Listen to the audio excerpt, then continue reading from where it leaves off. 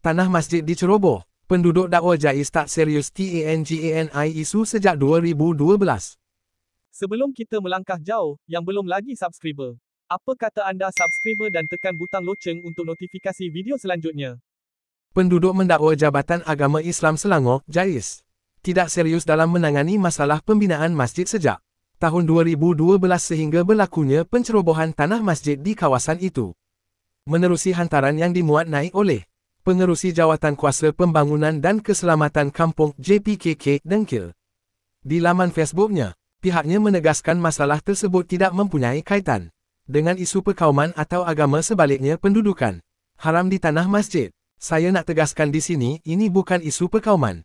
Ini isu ada pendudukan haram di atas tanah masjid. Saya harap JAIS dapat keluarkan apa yang tak patut ada di tanah masjid.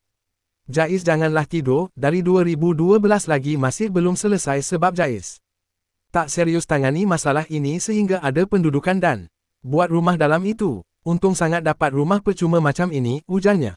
Tadi ada perbincangan antara ketua kampung, JAIS dan pejabat tanah dan orang yang menduduki di tapak masjid itu. Terdapat kuil dan tokong kecil Cina yang ada dalam tanah masjid. Itu adalah kegunaan untuk keluarga yang buat rumah di situ, dan bukan untuk kegunaan penganut Hindu. Ada pertanyaan juga, dia boleh keluar dari tempat itu tapi kena bagi pampasan kepada dia. Bab pampasan itu biarlah JAIS jawab.